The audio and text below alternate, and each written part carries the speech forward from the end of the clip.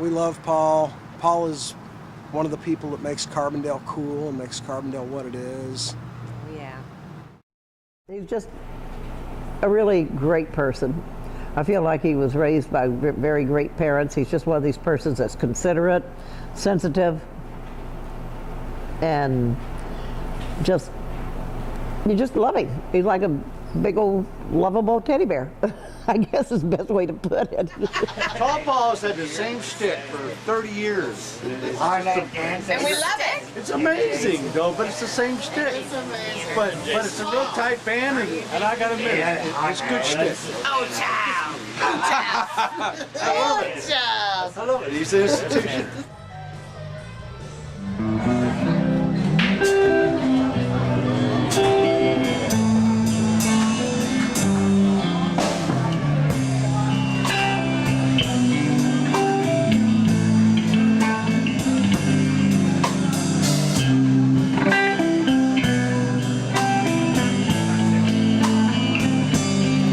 Hello there.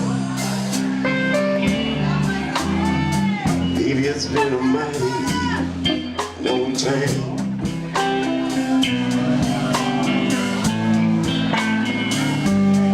Hey, I'ma do it. Try. I guess it only doing so fine.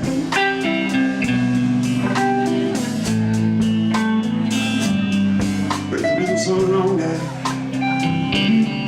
Lord, it feels like you was on me just yesterday. Yeah, Lord, ain't it funny? That time it's me.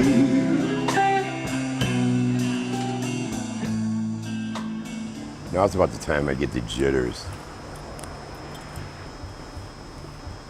Anticipation, you know. Once it starts, it's fine, but it's like, more booze, more booze. It's like, dull the brain, you know. It's serious. You still get nervous? Yeah, that's what I'm talking about. It's like, Because you're shy or what? yeah, basically. Give the old broad a few drinks and he loosens up, you know. It's true. Serious.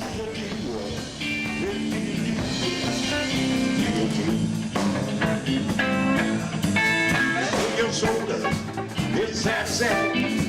Move your big old ass like I move man. Body things, you love it too.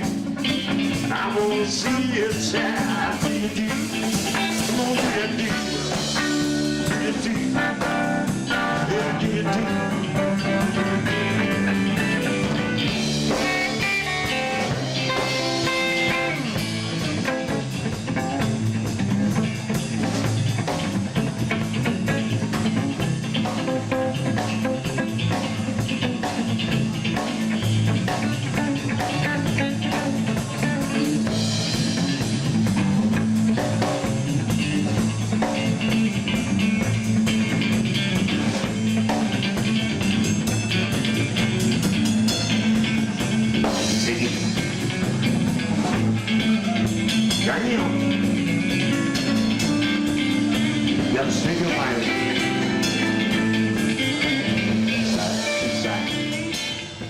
You know, the first time I saw him was one of the most surprising and revelatory things I've ever seen. I mean, he performed with such abandon, and he performed with such incredible lack of inhibition. And a lot of people can do that, but they don't always come off as musical when they do that. Sometimes that lack of inhibition produces a lack of musicality. Not so with Paul. I mean, he just loses himself in the music. It's almost like the music controls him, but it remains music. And seeing that for the first time is something that I'll never forget. The first time I saw him at PK's was the night that I recorded him. And to see the people of PK's, especially at that point in PK's history when it was a little bit more of a biker bar, a little bit more blue collar than it is these days. And to see the way Paul connected with that audience was something else. I remember they shut the power off on him because he was playing dangerously close to the 2 a.m. closing time. And it didn't really stop him. I mean, he just stood up there and started clapping his hands, and you could hear him over the hooting and hollering of the crowd all the way at the back of the bar. Those giant hands. It was something else. And the material he did. I mean, Paul has a very bluesy voice, and you don't expect somebody with that voice to try to tackle a pop song like Sweet Jane. Sweet Jane, I think, is probably his signature song. I'm not real sure why, but it does seem to work for him. And I don't think you can say you've really lived until you've seen Tawl Paul do Sweet Jane. You know, I don't know. Just really out there. I don't know. My heart, love is strong. I'll stick this back into my vein. You know, things don't ain't the same. I swear, I just don't know.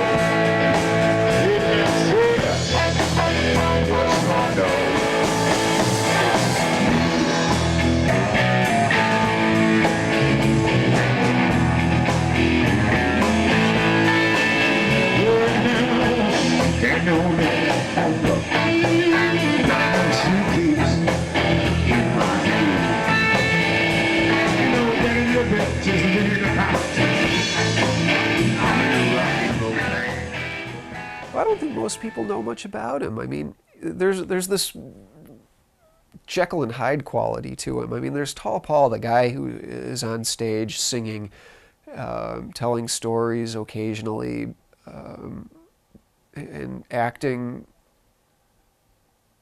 I don't know if he's exactly playing a part of Tawl Paul, but he certainly is very uninhibited. He dances. He points at the crowd, the expressions on his face. There's a theatrical quality to it, let's put it that way. But then there's Paul Frederick, and he's very quiet, almost painfully shy, has very little to say, very nice, very kind, but he almost looks like he's going to melt back when you try to talk to him. There's a private side to him that I think is just as mysterious, and it sort of makes the iconic figure that he is as a musician much more compelling. Well, I think I'm a split personality. Sometimes there's a Tawl Paul and there's a Paul, you know. And Tawl Paul when he comes out at gigs. Do you like that guy? I'm stuck with him. You know what I mean? You know, I like him and I don't like him, you know.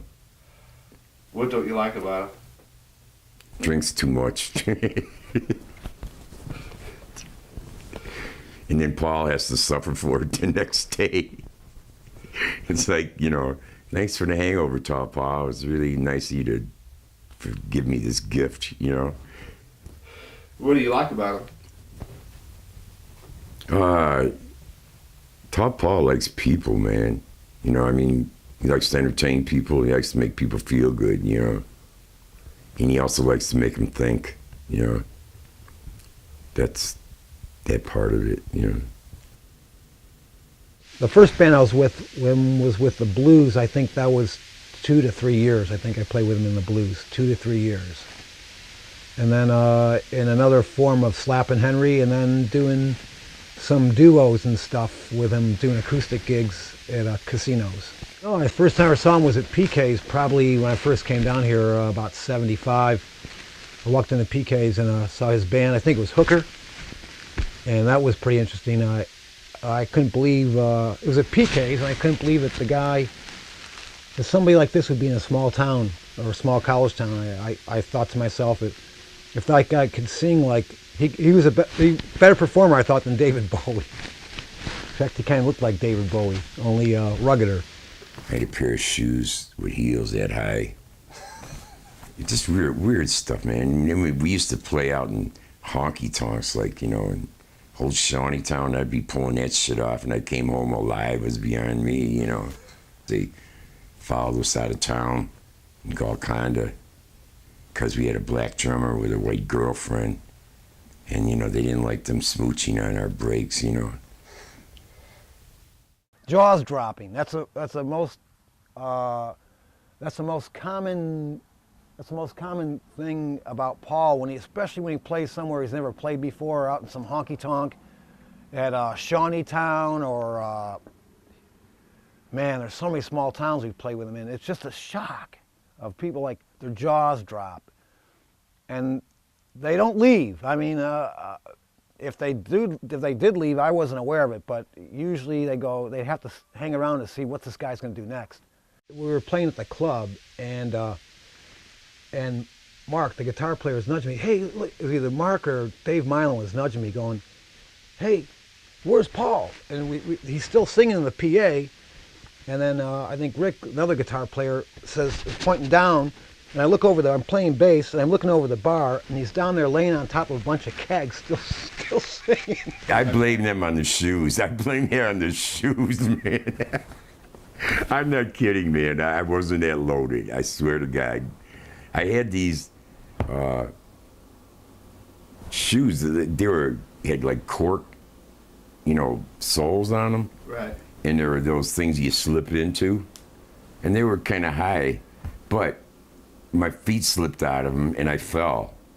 You know, I swear to God, that's what happened. But everybody says, "Oh no, they never seen a drunk give up that fast." And I'm going, man, I wasn't drunk, all right? But I hurt myself. But I just climbed back up on the bar and kept on singing. Worry about it tomorrow, man. You know, broken bones, who gives a shit? Hey, why do you think you get loaded before a gig every time that you play?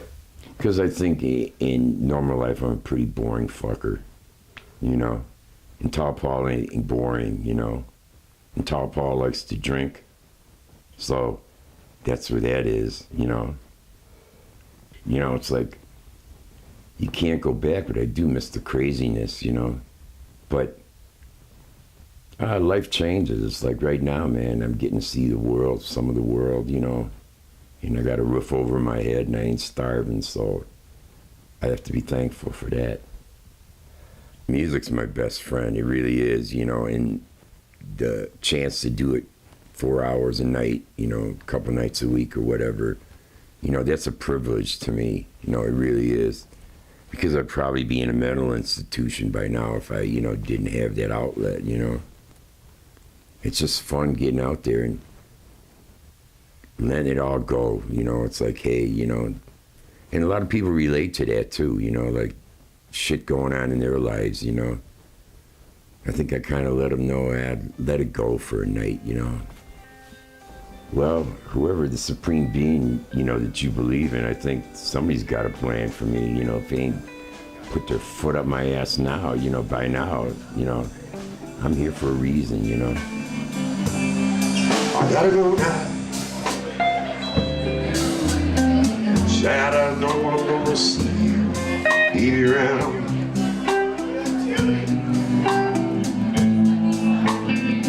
Yeah, Lord, I don't know when, no.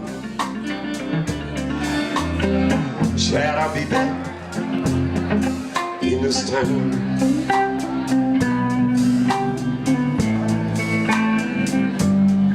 Just remember, remember what you told me. But in time, yeah, you gon' be. That ain't it, honey. At a time slips away.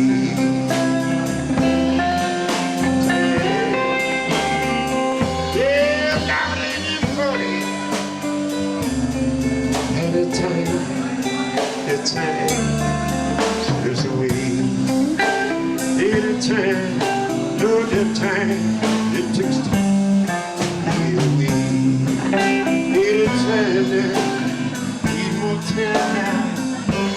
feel so tired.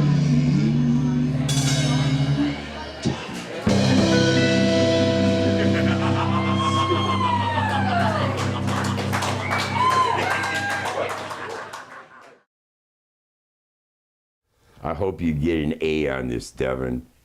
Mr. Teacher, It's Mrs. Mrs. Teacher, you take care of my kid here now. What did you say you were willing to do What? for me to get an A? To quit smoking cigarettes. There was something about hot sauce in there. But Oh, well, you know.